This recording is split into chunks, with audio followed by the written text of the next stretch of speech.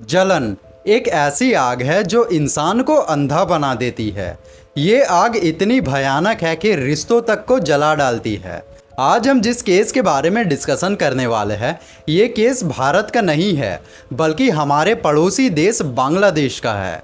ये कहानी है बांग्लादेश की उस नौजवान की जिसे उसी के दोस्तों ने जलन की वजह से किडनैप किया। उसके बाद उसकी परिवार से पैसे मांगा और पैसे मिलने के बावजूद उन लोगों ने उसकी गला घोंटकर हत्या कर दिया और फिर उन्होंने उसका चेहरा को एक पत्थर से बहुत ही बुरी तरीके से कुचल दिया। और इतना ही नहीं, उन हैवानों ने उसके शरीर के टुकड़े टुकड़े करके उसके मांस को पका कर खाया और फिर उन लोगों ने बची हुई लाश को एक पहाड़ में ले जाकर फेंक दिया। आखिर ये पूरा मामला क्या है, आइए जानते हैं। हेलो, नमस्ते, सत श्री अकाल, अस्सलाम वालेकुम। मेरा नाम है सुब्रतो महतो। चलिए इस दिल दहला देने वाली कहानी को सुनते हैं।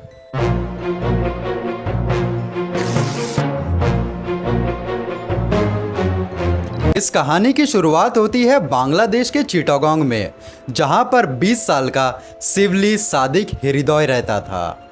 शिवली एक बहुत ही गरीब फैमिली से बिलोंग करता था। उसके फादर का नाम मोहम्मद शाफिक था, जो कि एक ट्रक ड्राइवर थे, और उसकी मदर का नाम नाहिद अख्तर था, जो कि एक हाउसवाइफ थी। शिवली अपने फैमिली को फाइनेंशियली सपोर्ट करने के लिए अपनी पढ़ाई के साथ साथ पैसे भी कमाता था। वो एक पोल्ट्री फार्म में मैनेजर की पोस्ट पर काम करता था। वो अपने काम को लेकर बहुत ही ज़्यादा ईमानदार था। शिवली एक बहुत ही अच्छा लड़का था। उसे मारपीट करना या झगड़ा करना बिल्कुल भी पसंद नहीं था। वो बस अपने काम से मतलब रखता था और सबसे बहुत ही अच्छे तरीके से पेश आता था। लेकिन अफसोस, कुछ लोगों की जलन की वजह से उस बेचारे की जिंदगी खत्म हो गई। शिवली जिस पोल्ट्री फार्म में काम करता था, वहाँ उसके साथ और भी 6 लोग काम करते थे। उन लोगों को ये बात बिल्कुल भी पसंद नहीं था कि शिवली उनसे एक तो उम्र में छोटा है, लेकिन उनसे ऊपर काम करता है, यानी कि मैनेजर के पोस्ट पर काम करता था, और वो लोग उनसे नीचे काम करते थे। ये बात उन लोगों को बिल्कुल भी हजम नहीं हो पाता था। वो लोग अपने काम को लेकर बिल्कुल भी ईमानदार नहीं थे और पोल्ट्री फार्म में घपला करते थे, और ये बात शिवली को पता लग चुका था। ईमानदारी और जिम्मेदारी के साथ शिवली ने ये सभी बातें अपने बॉस को जाकर बता दिया, और इसी बात को लेकर के उन लोगों का शिवली के साथ एक बहुत ही बड़ा झगड़ा हो गया था, जिसके बाद उसके बॉस ने वो झगड़ा को वहीं पर कॉम्प्रोमाइज़ करवा दिया था। शिवली उन लोगों को समझाने का बहुत कोशिश किया, मगर उन लोगों का जलन और गुस्सा कभी कम नहीं हुआ। वो लोग बदले की आग में इतने ज़्यादा पागल हो चुके थे कि उन लोगों ने शिवली को किडनैप करने का प्लान बनाया। 28 अगस्त 2023 रात के करीब 10:30 बज चुके थे और शिवली यूजुअली अपने घर 9 बजे तक वापस आ जाता था, लेकिन उस रात शिवली वापस नहीं आया था। रात के 11 बज गए, 12 बज गए, लेकिन अब तक शिवली का कुछ अता पता नहीं था। उसका माँ बाप उसका इंतज़ार कर रहे थे और बहुत ही ज़्यादा चिंता कर रहे थे। उन्होंने शिवली को बहुत बार कॉल लगाने की कोशिश करी, मगर कॉल नहीं लगा। फिर अचानक से रात के करीब 1 बजे शिवली का कॉल आता है। शिवली बहुत ही ज़्यादा घबराया हुआ था और डर के मारे बोल रहा था, मुझे कुछ लोगों ने किडनैप कर लिया है, प्लीज़ मुझे बचा लो, वरना ये लोग मुझे मार डालेंगे। इतना बोलते ही कॉल कट हो जाता है। शिवली की माँ उस नंबर पर बार बार कॉल लगाने की कोशिश कर रही थी, मगर फ़ोन स्विच ऑफ बता रहा था। वो लोग बहुत ही ज़्यादा डर चुके थे और बहुत ज़्यादा चिंता कर रहे थे कहीं किडनैपर्स उनके बेटे को कुछ कर ना दे।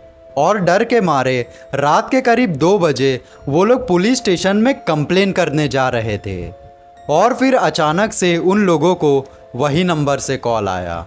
उन्होंने कॉल उठाया, लेकिन इस बार उन्हें शिवली की आवाज़ नहीं बल्कि किसी दूसरे आदमी का आवाज़ सुनाई दिया।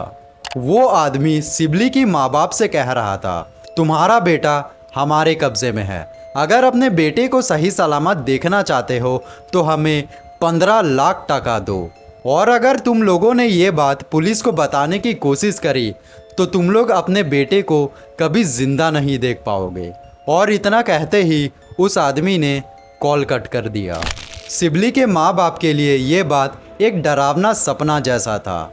उन लोगों का बेचैनी और गुस्सा बढ़ते जा रहा था, मगर उन लोगों के पास कोई रास्ता नहीं था। अब जैसा कि हम आपको पहले बताए थे, सिबली के माँ बाप बहुत ही ज़्यादा गरीब थे।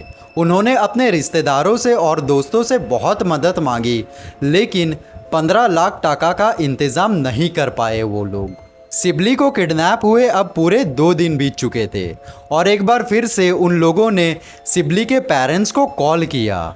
सिबली के फादर ने उनसे रिक्वेस्ट किया, हम लोग बहुत ही ज़्यादा गरीब इंसान हैं, हम लोगों से 15 लाख टका का इंतज़ाम नहीं हो पाएगा, प्लीज़ हमारे बच्चे के ऊपर रहम दिखाओ और उसे छोड़ दो। तभी किडनैपर्स ने उनसे कहा, ठीक है, तुम हमें 15 लाख टका नहीं, सिर्फ और सिर्फ 2 लाख टका दो। और इतना कहते ही उन लोगों ने कॉल कट कर दिया। सिबली के फादर को अब थोड़ी सी राहत मिली। उन्होंने जैसे तैसे करके इधर उधर से पैसे उधार मांगकर 2 लाख टका का इंतज़ाम कर लिया। 4 सितंबर 2023 किडनैपर्स ने एक अननोन नंबर से सिबली के फादर को कॉल किया और उनसे कहा, तुम पैसे लेकर बंदरबान डिस्ट्रिक्ट में आ जाओ, लेकिन अगर तुमने ये बात पुलिस को बताई तो सिबली को कभी जिंदा नहीं देख पाओगे। सिबली के फादर पैसे लेकर लोकेशन पर पहुंच जाते हैं। वहां पर 3 लोग मास्क पहनकर खड़े थे। उन लोगों ने सिबली के फादर से पैसे लिया और उनसे कहा, तुम अभी घर चले जाओ, थोड़ी देर बाद तुम्हारा बेटा तुम्हारे घर पर वापस आ जाएगा। इतना कहकर वो लोग वहां से चले जाते हैं। सिबली के फादर अब बहुत ही ज़्यादा खुश होकर अपने घर चले गए, लेकिन जब वो अपने घर पहुंचे तब उन्होंने सिबली को वहां पर नहीं पाया। सिबली के माँ बाप रात भर सिबली का इंतज़ार करते रहे, जिसके बाद भी 1 दिन बीता, 2 दिन बीता, 3 दिन बीता, सिबली अब तक घर वापस नहीं लौटा। सिबली के माँ बाप बहुत ही ज़्यादा घबरा गए थे। उन्होंने तो किडनैपर्स को पूरे पैसे दे दिए थे, लेकिन सिबली अब तक घर वापस नहीं आया था। इसीलिए उन लोगों ने अब फाइनली पुलिस स्टेशन जाकर कंप्लेन करने का सोचा। जब पुलिस को ये बात पता चला कि सिबली को किडनैप हुए 10 दिन से ज़्यादा हो गए थे, तब उन्होंने सिबली के माँ बाप पर बहुत गुस्सा किया। लेकिन सिबली के माँ बाप ने उनसे कहा, किडनैपर्स ने उन्हें धमकी दी थी, अगर वो लोग पुलिस को कंप्लेन करते हैं तब वो लोग उनके बेटे को मार डालेंगे। उनके पास कोई रास्ता नहीं था, इसीलिए उन लोगों ने पुलिस से ये बात छुपा कर रखी। पुलिस ने तुरंत अपना इन्वेस्टिगेशन शुरू किया और उसके माँ बाप से पूछा, क्या आपके बेटे की किसी के साथ दुश्मनी थी? उसके माँ बाप ने जवाब दिया, हमारा बेटा बहुत ही ज़्यादा सीधा साधा था, वो किसी के साथ दुश्मनी करने का सपने में भी नहीं सोचता था। लेकिन हाँ, कुछ महीनों पहले सिबली जिस पोल्ट्री फार्म में काम करता था, वहाँ उसकी दूसरे वर्कर्स के साथ किसी बात को लेकर झगड़ा हुआ था, लेकिन वो झगड़ा वहीं पर ख़त्म हो चुका था। और यही बात पुलिस वालों के लिए काफ़ी थी सिबली के केस को रिजॉल्व करने के लिए। पुलिस वालों ने तुरंत सिबली के साथ काम करने वाले लोगों को पूछताछ के लिए उठा लिया और फिर ये पता चला कि उन्हीं लोगों ने सिबली को किडनैप किया था। लेकिन अब सवाल ये आता है, आखिर फिरौती के पैसे लेने के बावजूद उन लोगों ने सिबली को अब तक रिहा क्यों नहीं किया? पुलिस अब बहुत ही ज़्यादा सख्ती से पूछताछ करने लगी।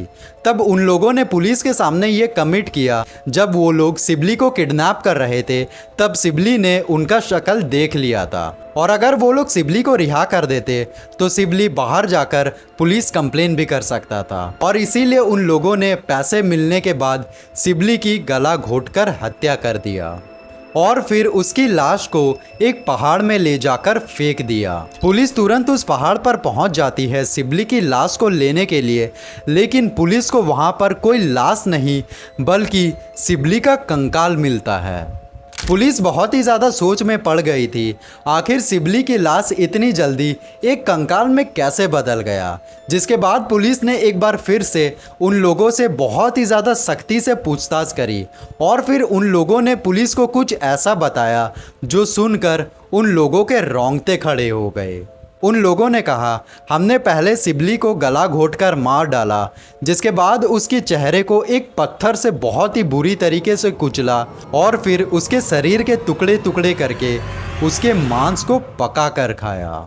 ये बात अब पूरी गांव में आग की तरह फैल चुकी थी लोग बहुत ही ज़्यादा गुस्सा हो गए थे। पुलिस जब उन 6 किडनैपर्स को कोर्ट में हियरिंग के लिए ले जा रही थी, तब गांव वालों ने पुलिस की वैन को रोककर उन किडनैपर्स के ऊपर हमला कर दिया। गांव वालों का गुस्सा और दर्द इतना ज़्यादा था कि उन लोगों ने एक किडनैपर को इतना मारा कि उसके मौके पर ही मौत हो जाती है और बाकी के 5 लोग बहुत ही बुरी तरीके से ज़ख्मी हो गए थे।